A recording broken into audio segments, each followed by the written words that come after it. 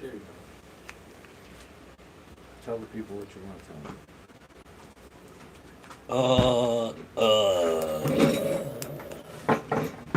I want to tell them a lot of things, but I don't know what right now. The people. Who's listening right now? Did you want this? Oh, yeah. Who knows who's listening? Only the Shadow knows, and he ain't telling. FBI, probably. FBI. All that my run-in with them. The old FBI. Back in the day, when I was a young buck. Didn't know shit about shit. FBI followed me for 2 weeks. What do you think of that? Think of what? Now we can watch stuff. Oh, and people can also... Kind of see what we're watching. Cool. So, like, I'll be sitting there facing that way. Got You'll you. be facing this way. Got you. Facing the wall and stuff instead of looking at the washer and dryer. Yeah, that's what cool, man. That's cool. Cool, is it though? Yeah, man, it's How cool. cool is it? It's as cool can get. Is it though?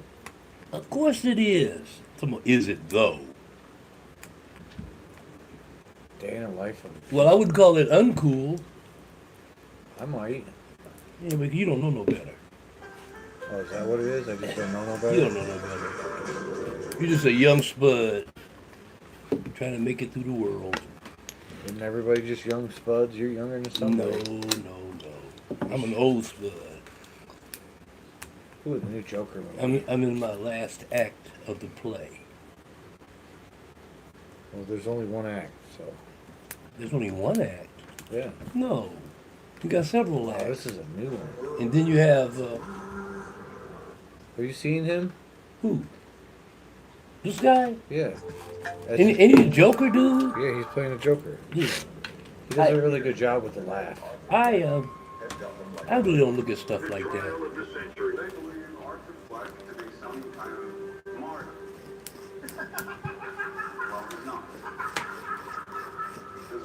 It's like a Tourette. They said he really takes his roles for not for granted, but for real. He gets into the character. He wants to stay in the character while the movie's going on, while they're making the movie. You know. Yeah. A couple of people that acted with him were talking about it. I feel I would be the same way if I was an actor. I would have to be in it. Daniel Day-Lewis is the same way. They said when you work with him, whatever character he's supposed to be, he stays that character, even when the camera isn't running. He doesn't want to get out of character until the movie's over.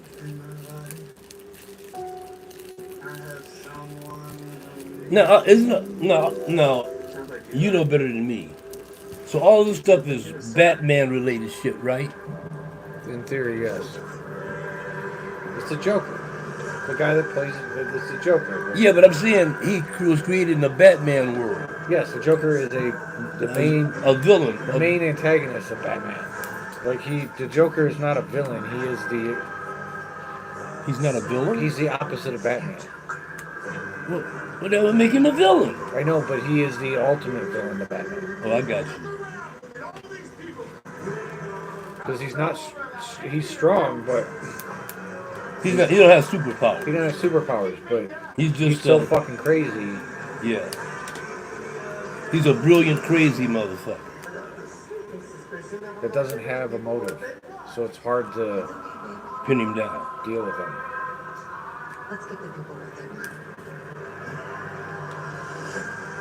In real life, they'd have shot the shit out of him. He'd have been deader than shit. Oh, yeah.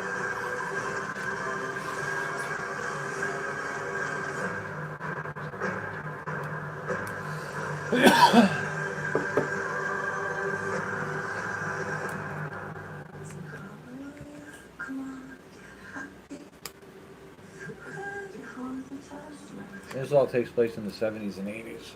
Mm-hmm. So the first one was a brilliant way to talk about how the mental health system basically was dismantled in the 70s. Mm-hmm. And it created him. He created the Joker, basically. Because he was a mental health patient. Yeah, he was a guy that was just basically doing his normal shit. He was on pills. He was, Terrorized my entire family. he took it all away. Was he institutionalized or he just on pills? Just on pills. What do you do? Uh-oh. Old Beetlejuice, huh? That is awesome. Old Beetlejuice is back. I felt like the thing.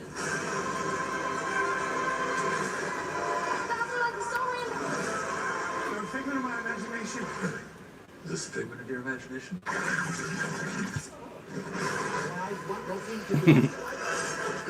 do I know that you keep your word?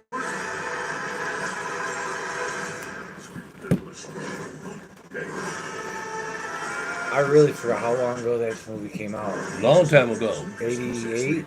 Yeah, I think 88. Was it 88? Yeah. They took their time making the sequel, huh?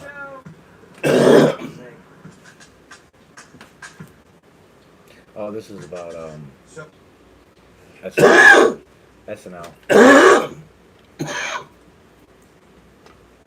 Thing's been on for 50 years.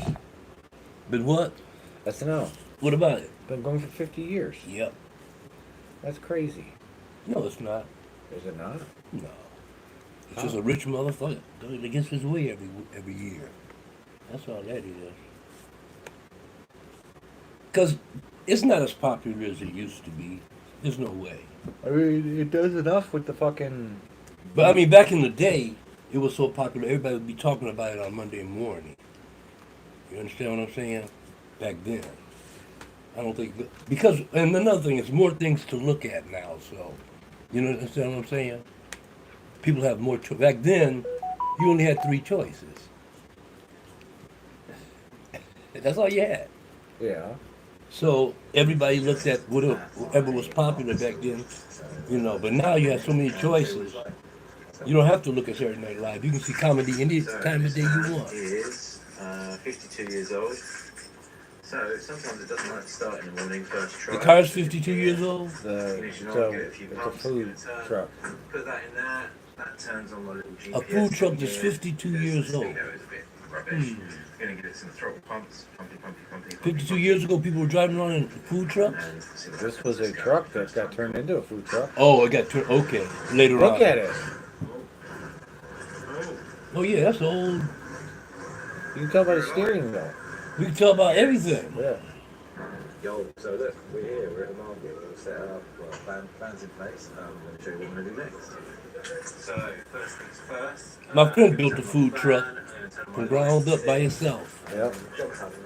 costing around $50,000. Yep. Press this button here, look, my light comes up in the air. Oh, that's nice. That just comes up, it's probably going to be some more heat, it's out there right now, there you go. Stop it. When it's like about there. Okay, next thing to do, turn this back. Get a turn the gas on. Got a lockable gas cabinet here. Turn on one of the bottom. These are, I've got two in here and an auto changeover, so I'm just going to twist that. Turn it on slowly. That's the first one, so it will start taking from this front one first, and then if it empties, it will start to take from the back, so I'll turn the back one on as well. They are 2 full bottles. Lock that. Let's go inside this.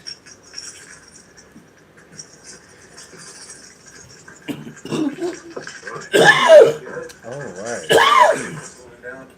Switch first. Light switch on. And then I go to the ovens, so click this one, pilot light on. Might take a while because it's a new bottle. Oh no, there we go, we have pilot light and we have flame. Straight up to this one. Let's have a look. Come on. There we go. We I got don't a want light. to do wood fire. No. What'd you say? I don't want to do wood fire pizzas. Oh. Slab City. What is Slab City? Slab City is out in the desert. Really? It's a bunch of homeless people. There's no law. There's no police. And not having anybody tell me I can't. State passed laws saying you couldn't feed the homeless. every single person I've talked to has been one of the friendliest, welcoming people that I've ever met. Slab City, that's in Quite the California. experience walking around here, meeting everyone, and just seeing the culture and the art that's out Been here. around a long time. For a lot of people, this place is incredible. Just so unbelievably interesting. But all this stuff is just built by people who are living out here, most of which for free. Really? You know what? I thought about living like that. Like getting a really nice truck and making it what? I could live in it 24/7, Small trash just cans. travel around. Yeah. I thought about They it. have a small trash can, but whatever. I thought about it, seriously. Don't have no bills other than whatever, you know, Right. for the vehicle and Vehicle area. Totally free campsite. food, that's it. Some great views of the mountains, but there's actually a couple of little kids on their dirt bikes and four-wheelers right now. And all I watched two chicks are probably all toy that had haulers. that. They traveling all over the place. It's just them and their dog. This public land, rip around on. These usually aren't the most ideal campsites because they are kind of loud, but most of these people didn't get here till this morning, so it's not too bad. And places like this are completely free. I can stay here for up to 30 days completely free. And they've got flushable toilets. And the best part is where we're going right now. Nice hot showers.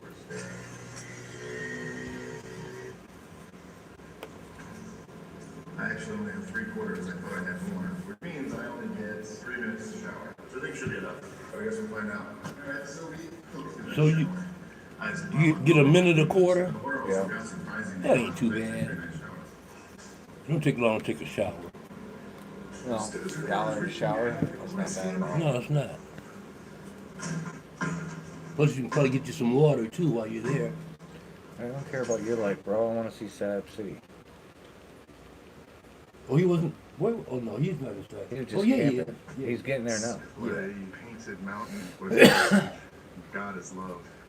And a giant cross on the top of it. And it is pretty spectacular. A lot of it's closed off up here because I guess there was rain over the past few days and it's kind of falling apart. I don't know if you can see it over there. Are you the caretaker for the mountain? What's the story behind it?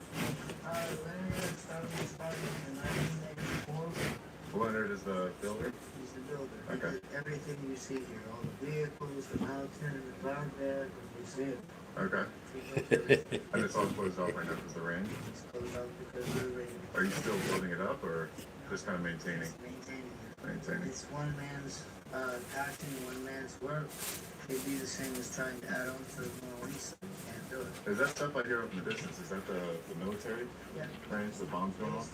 They still need bombing up there. Yes, a bombing range, not far from here. It's not dangerously close enough. Hear the bombing from here? Really? No.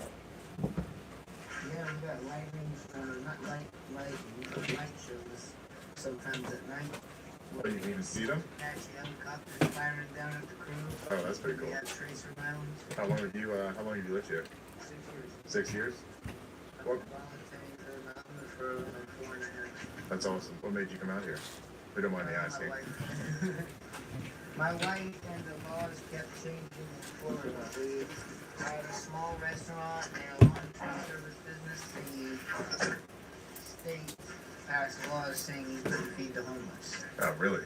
And I used to feed the homeless every Sunday out of my restaurant.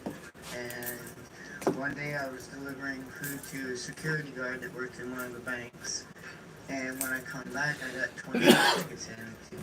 Do you think that's kind of what brings most people out here is just the freedom of it? I think the freedom brings people out here, the lack of bills that you have to pay. If you brought an RV out here and you parked right there across the street and you made a little encampment for yourself for the winter time, it doesn't cost you anything. I mean, the only thing you have to pay for is here is your own power and your own water. Mm-hmm. And you never get bugged by Nobody. law enforcement or anything? Law enforcement don't bug you. They'll come by. I get law enforcement that bring donations to my camp. My camp is a very big camp and it's well known. And therefore they end up bringing people donations. Okay. And those donations I pass out to people who need it in the slab. That's awesome. How big is this place? Because I know on the map it's like you got the main slab city up there, 8,000 acres, and what is it? Is it BLM land? BLM and Teachers Association and the Mendoza family. Well, I appreciate you. Thank you again. BLM. It sounds like they have a couple rotating caretakers that come out here and not necessarily maintain the mountain, but just keep people off so it doesn't get any more destroyed than than I guess it currently is. And it's interesting, if you look online, this was made by one man, Leonard Knight, over a 20-year period. One handful of mud at a time. And essentially what he did was he used hay bales mixed with mud, plastered them on, and then painted over them with like 17 layers of paint. And then ended up with this. And I guess he used to be able to go up in there, but rain has made it a little bit too dangerous. I also sat there and I was talking to him for a while, and I didn't get a lot of it on camera, but he told me that this is actually where Leonard Knight lived for 25 to 30 years in the back of this truck while he built up that mountain. So he was kind of a OG van lifer. Pretty crazy to think that someone lived in this for 30 years in 120-degree heat in the summer. Well, look what's written on the side. 30 in the winter with holes in the walls. That tells you all you want to know here. It's 120 degrees in here. and no insulation. I don't know how well you can see that, but there's a bed back there, a couple benches. Wow. Yeah. Next time we get out of here and go And it somewhere gets else, cold at night in the my desert. goal today is to meet Okay. a bunch It of gets people and kind of cold. see what life is like living here in Slab City. And he told me one place I gotta check out is East Jesus, so we'll head over there at some point before we leave today, see the Ark. So I think the best way I'm gonna be able to meet as many people around here is to kind of walk around on foot and just see who I run into. Obviously within reason. He said some of the people around here are extremely friendly and some of them Art. obviously came out here for a reason, for the privacy. So we'll kind of be wary of that. But I think before I get out, A lot of them running from the law. drive myself around and get a lay of the land. All right, so I just pulled over on the side of the road again because there's another welcome sign. I was getting some shots of that, but also this house right here is so amazing. It's like a rusty metal igloo. This is your project. This is amazing. It's like a metal igloo. How long did? What's your name? DNA. Nice to meet you. I'm Ryan. Did you just How say long have you been working on DNA? That's what he Well, I said. started it actually a year ago, and then I took a break. Oh, it's the first time you ever seen this? Last month, You have so- seen You build this? these sculptures too? Oh, I've never seen this. Seen it a couple times.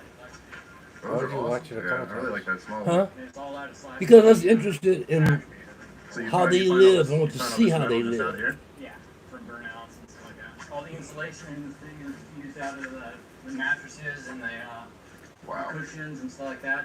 We packed all it in for insulation. Still close he's enough living here. there, dude. This is incredible. We have, Look at what he's living in, Fire pit man. here. yeah.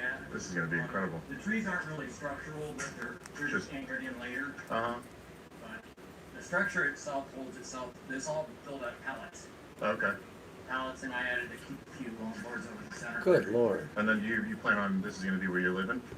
No, this is actually going to be like a little store, restaurant slash Okay. like a cool room for the summer. Restaurant? Since it's I don't insulated, think so. air conditioner in here, Who and you- I close this all off as well. You got a name for the restaurant yet?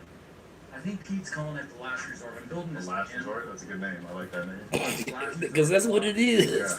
that's fair. What, if you don't mind me asking, what brought you out here? Yeah, the city likes the same thing.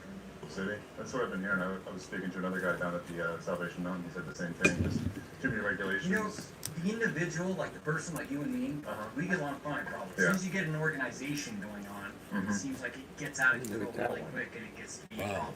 Yep, I agree. I'm the same way. There's a couple of them like that. To step on. Well, I appreciate you taking me in here. Let me Really, let me look get at this that one place. right there. This is Big incredible. I bag. can't wait to see how it looks when you're finished What? with it. So look at that one right there. Big giant motherfucker. Are you an artist? Alright, that's. It's not really. Yeah, well, he's getting into just one.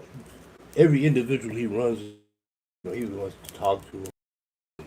What are you doing? And gets kind of bogged This down. is interesting. What's that? This most crowded island? The most crowded island? Yeah. Wow. Kilometers Look how long wide, it where is. 816 people squeeze their entire lives. The island is so full. Daily workout routine near a dog feces and chaotic life here creates new adaptations. Since we arrived on the island, we've been constantly encountering people no matter where we turn. People come out from every corner. Wow. It's impossible to be alone on these crowded streets. Look at this Each shit, house here man. has dozens of people living Jesus together in Christ. tiny rooms. Those are just little shacks. A lot of shit's made out This of. is an average Ken? an average house. You will be shocked when you see how... Why would A you? 2-hour boat ride away from the mainland of Colombia, the island is just a little bigger than a football field in size and has a density of 68,000 people per square kilometer. Wow. Even in Hong Kong, known as one of the most densely populated cities in the world, this rate is 6,749. So how do There they are get only produce and 4 shit? streets, and the place is entirely constructed of concrete. They don't have cars or motorcycles here. We feel the density as soon as we step onto the island. The sounds of people, roasters, waves, and music all mixed together. The homes here tell the story of the island. Let's get inside one now. Can we sit inside your house? Yes, you may. See, I don't have anything. And we Sorry, talk about it's a little poverty dark here. inside. We don't have electricity here. You can see that they have some laundry room in the hallway and they leave them to dry in this open area. Let's start with this room. Homeowner says 10 people share these 3 beds together. Is everybody seeing this This is my crap? room. Yeah, you can see How it. many people sleep on that bed? 3. What about this room? She's not allowing us to enter this room as it's too unorganized. Kids used to sleep here. Since it is too hot, we take the mattresses out of the room because there is no electricity. Wait a minute. 7 kids are living in this They room got alone. kids They're living making there? use of every bit of space, even the walls. Because they don't own a wardrobe, their clothes, shoes are all over the place. The kitchen is far from being clean because of the water shortage. People use water only for drinking. All other reasons have to be disregarded. Almost any time on the streets we see laundry hung up or just left lying around. Some barbers at work. Chairs spilling out of homes. fuck you need a Constantly barbershop running for? up and down. 220 families live in houses illegally built. Here, permission is not obtained from any authority, and no one is officially a landowner. Everybody builds their houses wherever they want. When they can't find any space, they build on top of existing buildings. The buildings are so intertwined that sometimes they have to walk through each other's homes to get to the other side. As we get to know islanders more and more, we will discover What a the very fuck? different reason why their future is going to And they're having worse. kids? Population density defies all logic. We see dishes and leftovers Look at this everywhere. shit. And this dog is trying to eat the crumbs left on the spoon. Poor Some baby. people are fishing, others selling food on street corners, and some working on construction. A few are trying their luck with a lottery machine brought to the island, No. dreaming of becoming rich. As this all happens, there's a birthday celebration, and the party sounds can be heard everywhere. People are striving for comfort in their little space. Is this her own house or is she on a rent? My own house. What is the average rent here?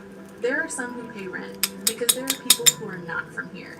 They pay $50 to $75. Usually the only utility they pay for is electricity. There is a crowded family here. They gave the second floor to their married children so that they can stay there. It seems they have a communal life here. For you to have a better understanding how small this island really is, I came to the furthest side of it, and I will walk to the other side. And while doing that, I'll start a timer. I've seen this guy Let's see before. how many minutes it will take. We're trying to find our way among the maze-like narrow streets. Privacy is impossible here because with every step we pass through someone's life. Kids dominate this island's population. Even a space of 4 or 5 steps turns into a vast playground in the imagination of these children. Island has 1 school, 1 church, 1 clinic, 1 hotel, 1 restaurant, and 3 markets. 200 years ago, none of these streets, this chaos, garbage, mosquitoes, and the people were here. According to a legend, some fishermen discovered this island and spent the night here when it was too late to return. Then they decided to settle here with their families after sleeping well without mosquitoes. It was later artificially enlarged by compressing coral rocks, seashells, and waste year after year. It took less than 2 minutes. We met a 94-year-old lady who witnessed everything here. Was she Damn. born on this island? She never left. She don't look 94. Fishermen first came from the Baru region. They started to expand the island, and in 100 years, the island became like this. There were no motors back then or anything like that, only small canoes with paddles. If I Wow. remember it correctly, when I was born, there was only this house and a few more houses. The rest was nothing. We are blessed to be located on the world's second largest coral reef with its amazing, amazing sea life.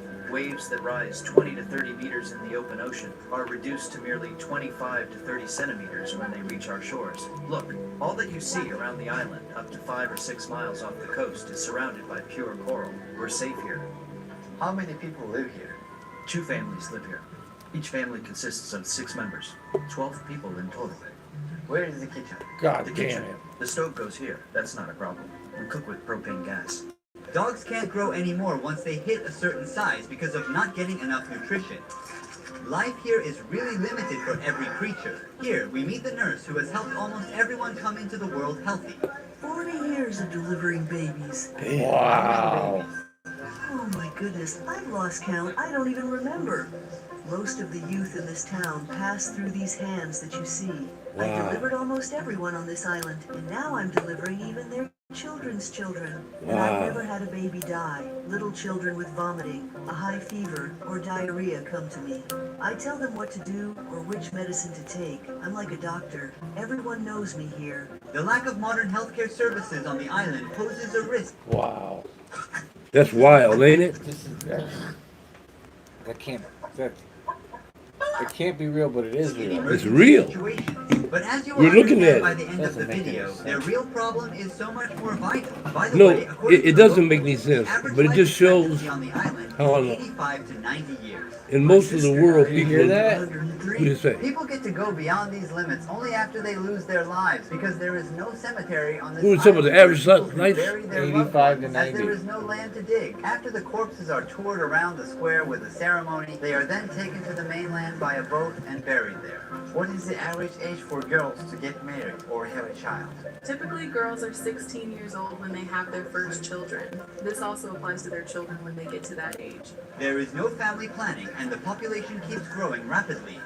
How many kids? Ain't nothing do else to do but you usually fuck. have? Ain't nothing else to do but From fuck. 2 to 5. Family life here is uniquely laid back. Most of the couples are together without any official marriages. Also, it's not unusual for people to have kids with more than one partner, but that's part of life here. Is she married? I have a husband, but I'm not married. Oh, really? Which means it's all free union. Also, people don't care about their personal space and joke around all the time. One of the biggest problems of the island is trash. Some of these will be in the ocean, some of these will be sent to the mainland. But you can feel the smell and the amount of mosquitoes wherever you go. Most of the waste is hidden in the ocean. Without thinking twice, people just throw their loads of garbage into the water, which they see as a dumping ground. Plastics, glass, and metal pieces. But what you will see next will make you feel more disgusting. Unbelievably, even a toilet can be found at the ocean floor. The crabs swimming in this pollution are some of the important food sources for the residents. And these broken cages were used to hunt these animals. There are some plastic bags in the ocean.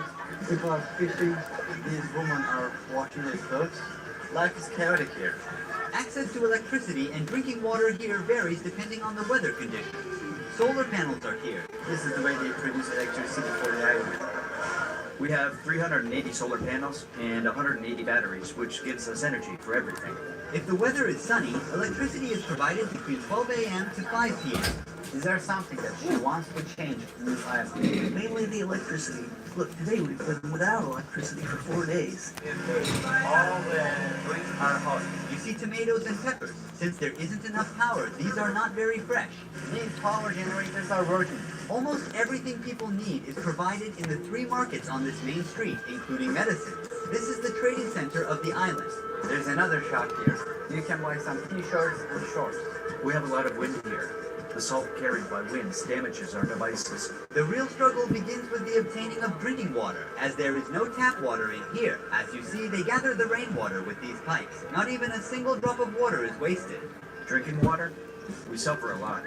There, below the health center, we have a community tank that we call the lung of the island. When it rains, the joy is so immense here that we go partying that day. Here, the drought scares us so much. It takes 7 to 8 months to get some rain here.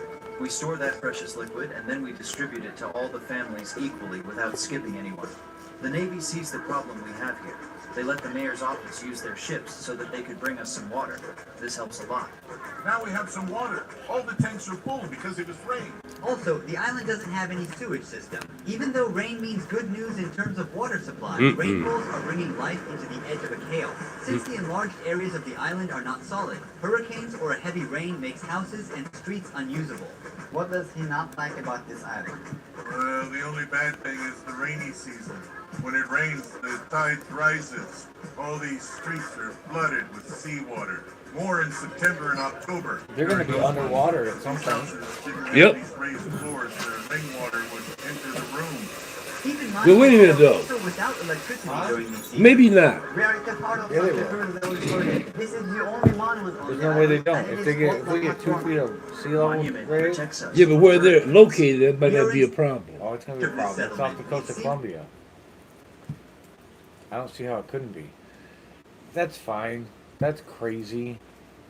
La Rinconada, It's the insane. closest inhabited place to the sky on Earth, where people are living above the clouds. At this extreme altitude of 5,100 This guy's got a great job, don't he? 16,700 feet, Going the atmosphere just significantly traveling. thins, and the locals are living with only 50% of the usual oxygen levels. Wow. Their bodies have evolved to produce 2 times more blood cells than ours. Wow. On this barren land, not even a single tree can survive because of the low air pressure. You don't think This about town stuff in the like that. Peruvian Andes is even 300 meters higher than Mount. Why would you want to live there? They ain't got no place else to live. They were born there. Yeah. And they ain't got no money to travel and go nowhere. They probably don't have ID. They can't get no passport. It's a real catch-22 when you get in a situation like that. You know what I mean? No, I get it. We're in one now. Well, not as bad as them, but yeah. No, but We can't it's all really. relative. Yeah, well, it's relative, but the reality is we're living pretty fucking good. Considering what poverty really is. Compared to what Poverty 100 really years ago was. Think about it though. We're living amazing compared to 100 years ago. Sure. I mean, 100 years ago wasn't that long ago. no, it wasn't. It was the 20s. Yep.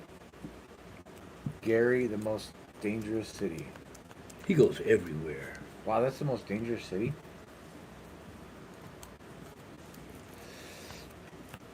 Who's the other guy that I like to... I haven't seen him around lately, though. Guy from... He's not from Russia, he's from England. I can't remember his name. They call him Balder. That's not that far. See We the could go blue visit dot? there. Gary Where? is a suburb Oh. of Chicago. Oh, Gary? I've been Right to there on Gary Lake Michigan. 5 or 6 times. Ain't shit there. Now, no town or city has been disparaged Gary, and Indiana. maligned in my comment sections as much as Gary. Common comments are, Well, it's bad, but it's no Gary, Indiana.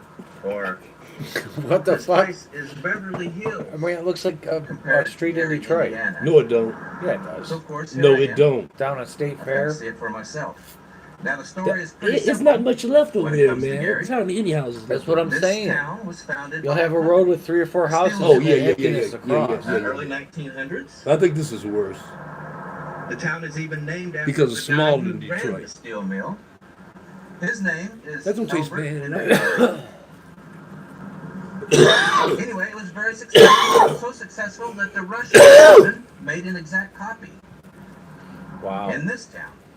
Yeah, I yeah. can't say the name of it, so there it is on the screen. I've been there too. The No, entire you town haven't. That was I was in talking Russia. about, huh? Yeah, Oh, you mean It's on the survival. video? yeah. Was A based- vlogger went there. on the steel mill, and that collapsed. And when it did, the town collapsed. Yeah. Up to that point, the city was thriving. 180,000 people lived here. It was a major city. Wow. But today, there are about 69,000. Wow. 61% of the population is gone, and much of the city That's still a lies lot in of people. ruins. I read that there are about Well, they ain't got no tax 13,000 base, that's for sure. abandoned structures. Why did including homes. USA in this Steel? city. Why did USS Steel Some of the fail? other numbers aren't much better. Why did it fail? 32%. Because they were getting a lot of steel from overseas. That overseas shit. The shit that Why did USS Steel fail?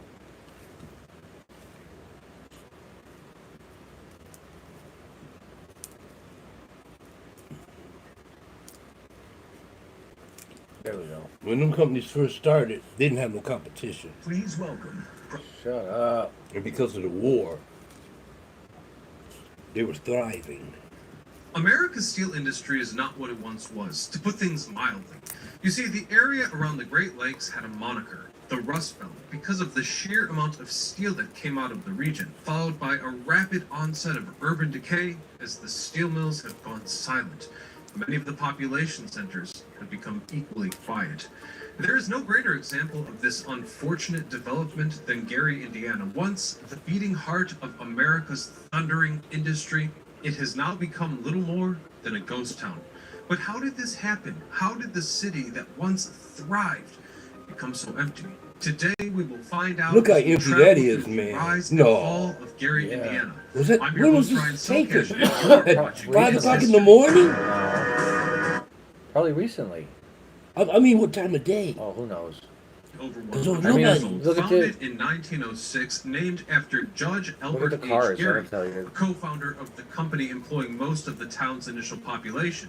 The city's original location was a vast mass of swampland, which appears to be a running theme in Rust Belt cities. One of the city's first structures was the Gary Steelworks, which drew in workers from all across the country in with its promises of employment in the cutting-edge steel mill. And for a Hard more work, too. comprehensive Hard work. context, we should probably discuss the development of the U.S. steel industry. You see, America always had a raw material industry, primarily because of how rich the countryside was in natural resources. The iron deposits around the Great Lakes proved invaluable in providing tools for the young nation, and the coal veins in Pennsylvania kept its furnaces bright and its homes warm. The Great Lakes themselves remain a significant source of water and transport to this very day.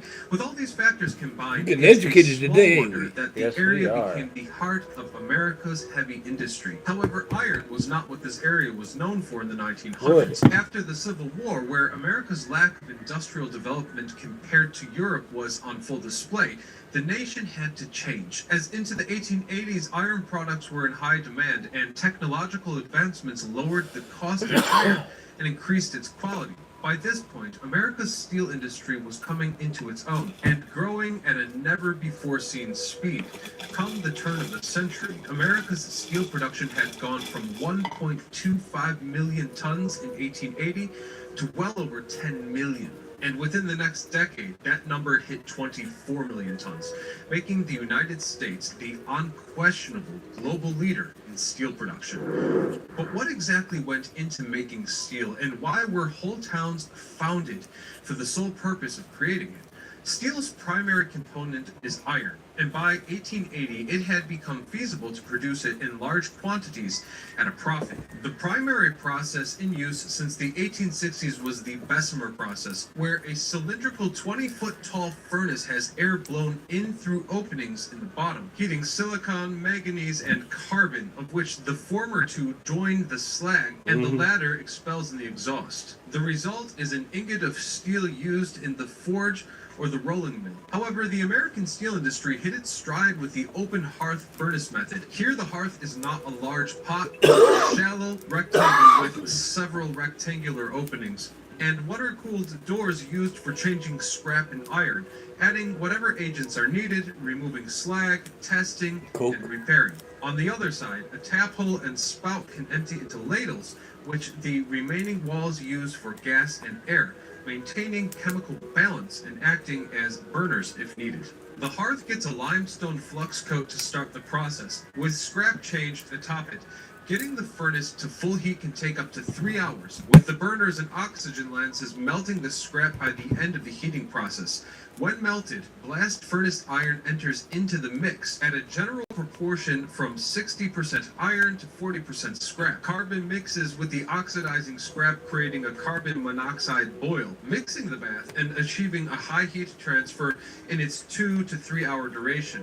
During this, the carbon oxidizes and lowers, the slag is flushed out, and the temperature rises again. The temperature rise causes the limestone to release carbon dioxide, beginning the lime boil, which has a similar stirring Working in them effect to places the like carbon that, monoxide it's like working on a little After an plant. hour or so, the lime releases through the melt and dissolves That into shit is slag. Flux really and bizarre. alloy then enters the melt to refine it, adding carbon and oxygen as needed to maintain the desired carbon balance. When the temperature and the chemical composition is at the optimal range, the tap hole blasts open with a small explosive just charge, melt you. starting the 6 to No, 9 no, hour it wouldn't tap melt you. process, where the metal No, it would exits the vaporize furnace. you After all very is said and quickly. done, That's what I'm an saying. hour It would of hit you and your inspection, hand would just cleaning, disintegrate. Vaporize. Yeah. Your just usually steam occur. will come Well, up. it is a Yeah. much more complex process, and Yeah, this doesn't that's even super cover crazy its hot. variations. Its slower pace And that should be makes it running down the much line easier like to that. control. Quality of product and ease of recycling. We have to work constant oversight and maintenance, meaning that the steel mills needed to employ many people. Look at how horrible the electric cleans. They had 100%. me in coke furnaces, tween and coke furnaces. Coke furnaces? Yeah, that's what they heat a lot of the steel in. Oh, okay. And then I worked for with the This explosives. industrial We had to revolution blow put the shit up in country there at the forefront of the so they world's can build new economic stage. steel And with all the conveyor newly belts. available steel, cities and urban infrastructure While they're pouring had steel and plenty shit, of we room didn't to work grow, construct steel. with It's lots of materials crazy. to make And I was railroads, high on bridges, acid. factories, buildings, and by the course you roaring were. 20s, Yes, I household was. appliances and motor vehicles. I thought I'd be As a down by the result, morning, and settlements across the country that became morning I towns. wasn't down. Towns I had to go to became work high cities, on acid. and some cities in a became steel mill. metropolitan population centers. It's here that Gary You got Indiana sirens really going off, started to gain stride, with the and big old US cranes Steel Industry purchasing back and nearly forth. 10,000 acres of swampland on the southern edge of Lake Michigan. The Gary Works was state-of-the-art in open hearth furnace steel forging. But with that said, we need to acknowledge that Gary's early days were not as glorious as they may seem. Oddly, the city's founders were not settlers, but a massive steel corporation. Gary was not unique in this regard. Several factory towns existed throughout the Rust Belt, and common themes found throughout these factory towns included corruption and significant economic class division. European immigrants and African Americans fleeing Southern oppression flocked to these towns en masse, resulting in a highly segregated society.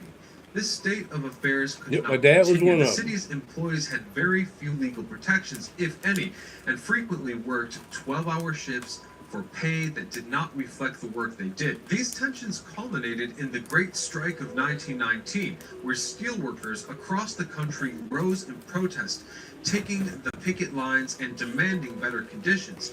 The employees of the Gary Steelworks took part in these strikes as well, adding to more than 365,000 striking workers. These strikes forced the country's steel industry into a significantly compromised state and called the nation's attention. However, due to several factors, including but not limited to racial tensions, weakness of the workers' union, and fear of the socialism in Russia that birthed the Soviet Union, the companies broke the strikes and resumed production.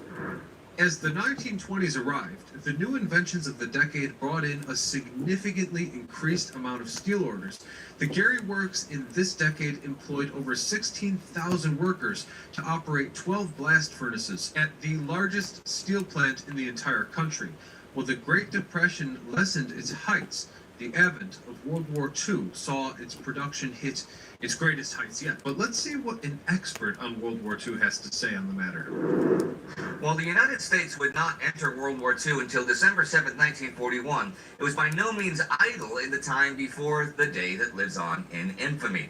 Before that, America served as the world's arsenal of democracy.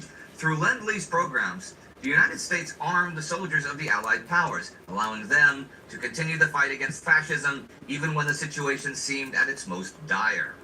U.S. Steel was heavily involved in these support programs, supplying much of the steel exported to the Allies. And as a result, its largest steel mill in Gary, Indiana, had a lot of work on its hands.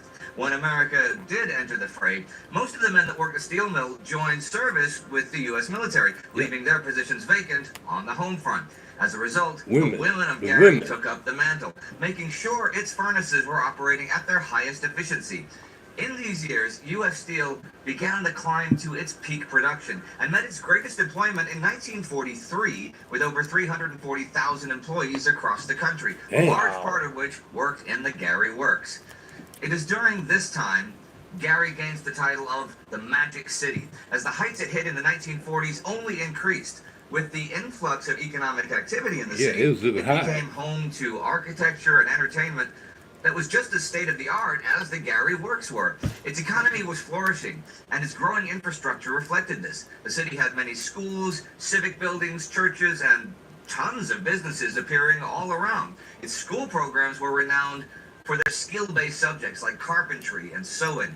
But Gary's main draw had always been its ever-present job opportunities.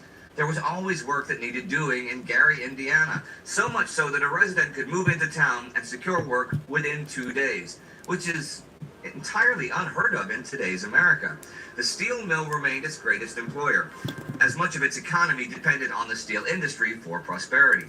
As the United States was still the global leader in steel production, You ever worked in a exporting factory? over 40% of the world's steel after the end of World War II, the mill showed no signs of stopping. After all, Indiana and Illinois steel mills accounted for 20% of the U.S. total steel production. So as long as America's steel industry was secure, they were secure. Till the Chinese and a couple other countries started making steel, cheaper steel, real cheaper steel. Real cheaper steel? Yeah, because they could export it, and it was still cheaper than we could produce steel here in America. Now, it's around this time that the city's unresolved problems returned to haunt it. Its segregation issue had only worsened as time went by, and by 1950, it was one of America's most divided cities, which was especially alarming considering that Still it is. was in the north. This state of affairs could not continue as the ever-increasing amount of strikes Well, I and can't speak to protests that for made these sure. social issues Things glaringly changed last apparent 10 to years. everyone. He don't know what the basic problems of a working man is. He's out of touch. He's out of sight. What's more, these social issues were just the tip of an iceberg for Gary's growing problems. Well, by the 1970s, it had 32,000 steelworkers and 175,415 residents, even gaining the title the City of the Century. That last declaration became quite ironic when America's steel industry collapsed. But how was Gary undone when just in 1969, America's steel production hit its all-time high at a staggering 141,262,000 tons produced? Now, it's quite tricky to pin down exactly why America's steel industry fell apart. It's not likely due to one issue alone, as that's rarely the case with life. More likely, it was several more minor issues that just snowballed into negative momentum that could not be stopped. Among these issues was undeniably growing competition. Most steel production came primarily from Europe, which had suffered nearly apocalyptic destruction during World War II. So afterwards, the leading powers in steel production were the United States and the Soviet Union. And these two economic powers had separate spheres with very little intermingling. But as time went on, and the nations heavily damaged in World War II started getting back on their feet, America's steel industry was no longer uncontested. Now that new steel mills were operating across the world, one of America's greatest advantages became a crippling weakness. And that was just the problem. These new steel mills were new. America's steel mills were no longer cutting edge. They were using open hearth mills when the rest of the world had upgraded to basic oxygen furnaces and continuous casting. Steel executives across the nation opted to stick with their outdated methods, not adopting any new models until the 1960s, and even then, only in small quantities. Not to mention, a common problem in American economics reared its ugly head here too. The riches reaped from these mills were not used to invest in productivity and innovation. Instead, they went towards various other ventures that caught the fancy of the companies. So as a result, the industry stagnated, and one of the last developments in American steel was the electric arc mini mill. It just recycled scrap rather than extract from mined iron ore. So in order to reinvent itself, the steel industry issued massive layoffs and trained completely new workers. Big Steel, only U.S. Steel remained. On August the 29th, 1958, born in Gary, Indiana. And it's interesting to consider that by the 1970s, when this singer rose to extreme fame, Gary, Indiana was starting its descent into a hellish landscape. Gary started to feel the decline in 1971 with layoffs of tens of thousands of factory workers. Come 1972, those people had all left for greener pastures, leaving Gary a barren wasteland. The layoffs kept coming, hastening along Gary's decline. At the end of the 1980s, northern Indiana was responsible for about a quarter of all the U.S. steel production, which, while impressive at one point, now paints a much more grim picture. This was the final vestige of America's steel, and it showed.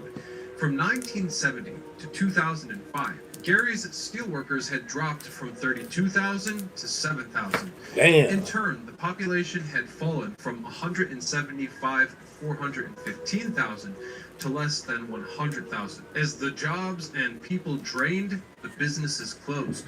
The crime rates spiked, and what was once known as America's Magical City had gained a very different title: the murder capital of America. Today, an estimated 20% of Gary's buildings sit entirely abandoned, and over a third of the city's buildings, even the occupied ones, have some degree of rot within them. Chief among these abandoned structures is the city's Methodist Church, once a grand limestone house of the Lord, has now been reduced to a dilapidated wreck, coated in graffiti and plagued by weeds. Many urban explorers believe that the church's new name might reflect the town as a whole, as God's forsaken house. And sadly, the Gary Works is still issuing layoffs to the few workers who remain, meaning that the 36% of Gary's 75,000 person population lives in poverty, and that number is expected to rise. And with so many people fleeing, others have argued that what was once called America's murder capital is simply going to run out of people to kill. Some believe that the town can recover, and a city recovering from death is not impossible. Revitalization efforts have had varying degrees of success, including a baseball stadium and arrangements for new development. Some of the town's interesting urban ruins have led preservationists to give tours, highlighting its early 20th century architecture as a source of pride. And while a comeback is not impossible, it will certainly be a struggle. There are several cities across America with stories eerily similar to that of Gary's. The destruction of industry is never pretty, for the fall of industry is often the fall of populace. And towns founded on industry must fight to restore themselves or be swept away into the dark. Gary, Indiana is a prime example of this. American cities might not have that and it's all because of greed. That they once did. It's all because of greed. Yeah, I know. You know. Oh yeah, because the greedy fucking the dudes that own that shit. Well, they didn't want to fucking upgrade it. No, they didn't want to upgrade it. They didn't want to upgrade it because they were making more money off of imported steel. Yeah, and they thought they knew more than everyone else. Mm-hmm. They didn't give a fuck about those people in their jobs.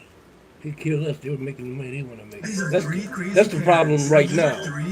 You got all these billionaires and millionaires made every day in America, but you got all these motherfuckers that are going hungry every day. What the fuck is going on, man? Motherfuckers making billions of dollars and don't want to give none of it away.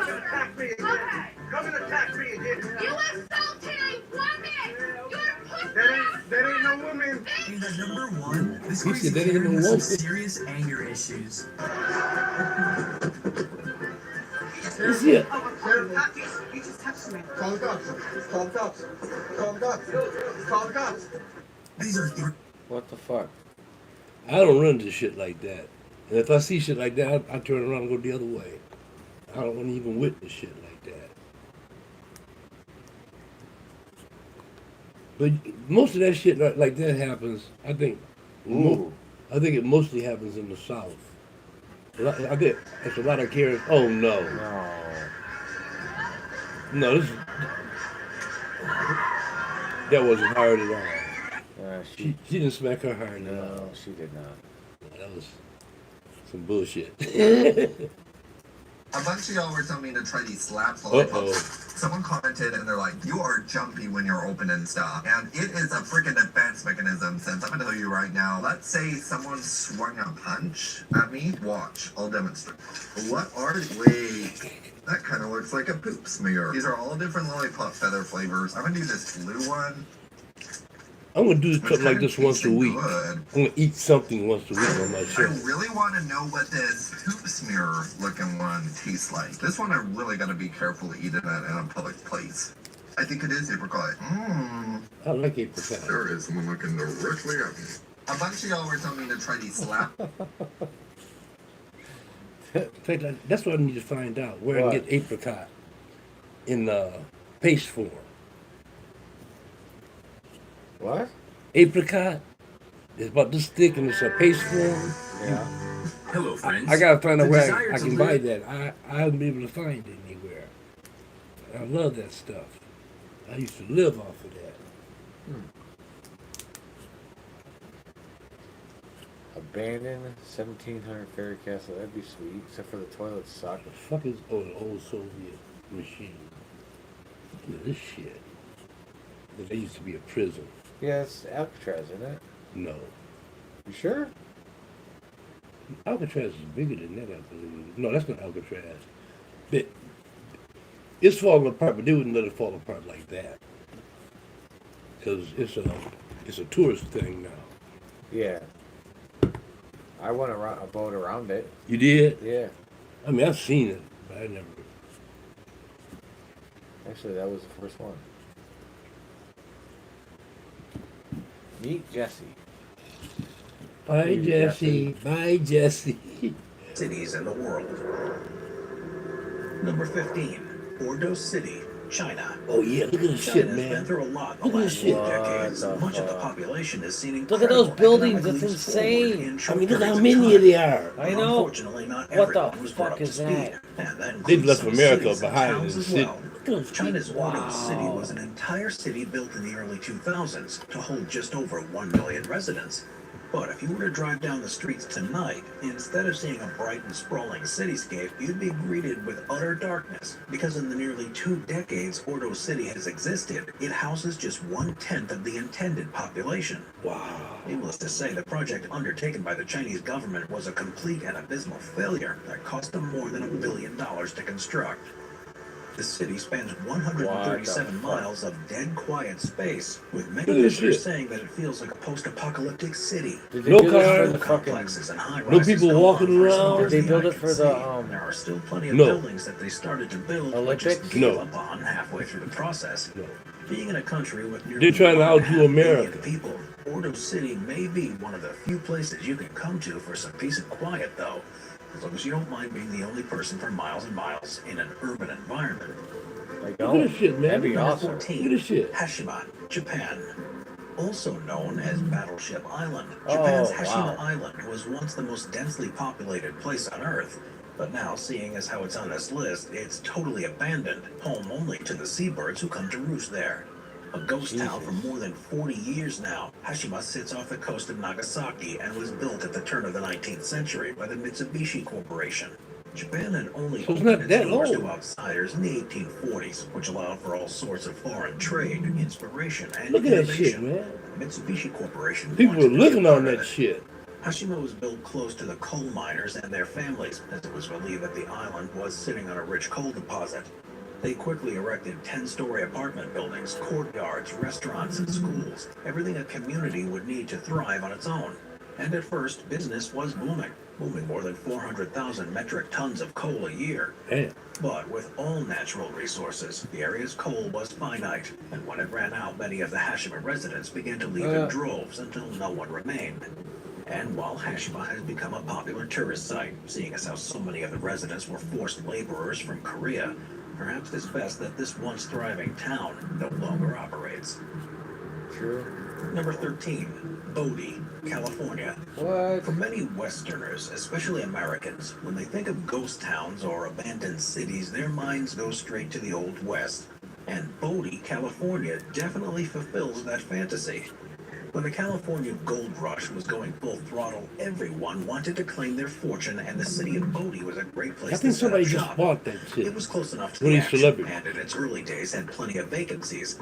But the thing about Bodie was that while it may have been a beautiful place in the spring and summer months, come winter time, things got pretty rough. No Couple shit. that with multiple disease outbreaks, mining accidents, and an incredible amount of crime, and you're looking at plenty of great reasons to get out of Dodge, or Bodie rather.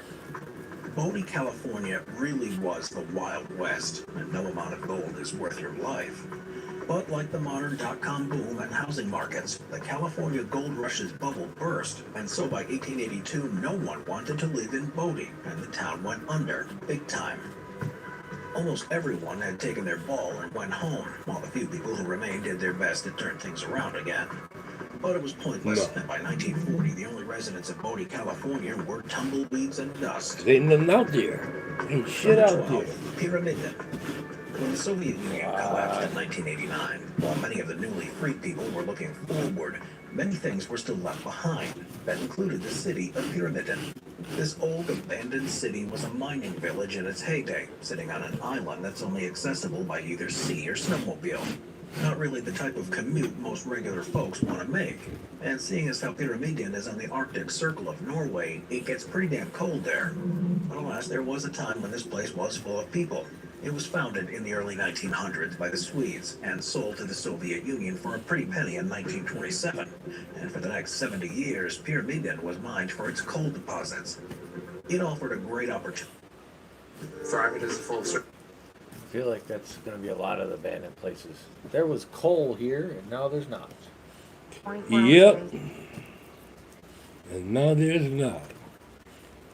It was, but it wasn't. Opportunity to earn an honest living, and so tall apartment blocks and public buildings went up for the workers, all of which are placed to form a circle with a statue of Vladimir Lenin. They say Russia is a motherfucker right now. They said Big Brother vibe. you don't want to be living in Russia right City now. shut down in They said 1990 it's because no more coal means no especially if more you're a work. young man. No more work means no more people. They send your ass off to war to be All the killed, be residents left slaughtered. just before Y2K. They gave up their homes to the birds, seals, and even the occasional polar bear. Number 11, Akamara. Another former member of the Soviet Union, the city of Akamara in Georgia once housed 40,000 people. But if you go now, you'll see just a fraction of that number, as most people there are tourists coming to catch a glimpse of another abandoned city. Akamara was also a big mining town, but as the 1900s wore on and the new millennium began to rear its head, coal became less and less important. New technologies developed that gave us faster and better fuel sources at a fraction of the price. More and more mining communities were shutting down. But Akamara was also the victim of the siege of Karacelli in 1992. And as they were completely cut off from supplies, the town's basic necessities needed to be helicoptered in for 400 days. This was the beginning of the end here. Most of the buildings still remain, only with just a few residents each, and many of them look as though they're all ready to fall at any moment, because the infrastructure has been neglected for decades. There were rumors circulating in the country that this place could become a resort town, but the odds of that... Really? Not everything needs to be all doom and gloom. Also known as the Green Village, the village of Hutuan looks like China's response to the Shire. But in reality, it's a long-abandoned town. About 40 miles outside of Shanghai, Hutuan was once home to over 2,000 fishermen and their families.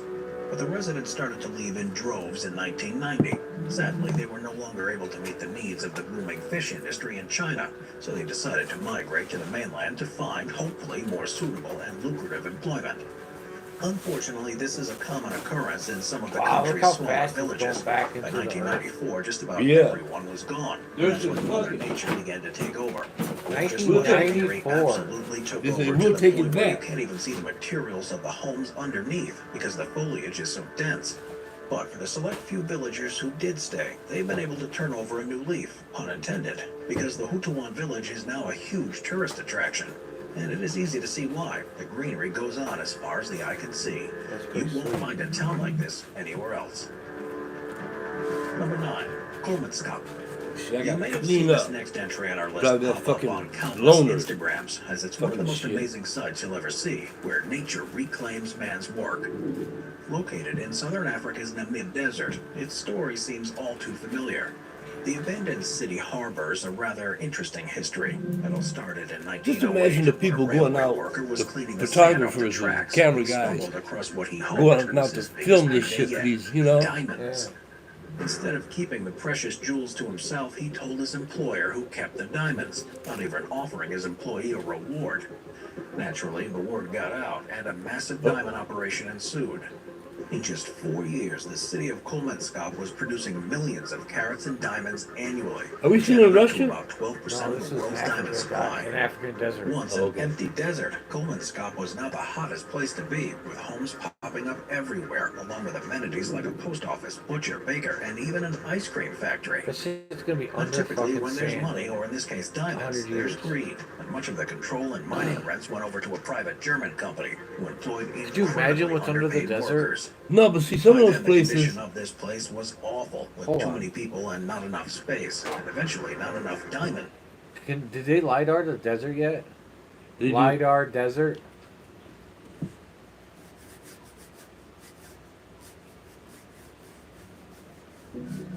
Is that it there?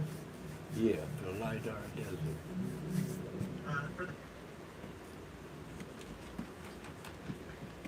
I'll look that up. See, some of these desert places, that's why they have nomadic tribes. Saudi Arabia is embarking on. Because one day the sand might be like this, and the next day the sand's like that. Yeah, I know. And you it gotta goes move. back and forth, and it'll cover your ass right up. Yeah, that's why you have to constantly be moving. Nomadic lifestyle. Or you have to be getting rid of the sand. Or you have to build something really tall. Right?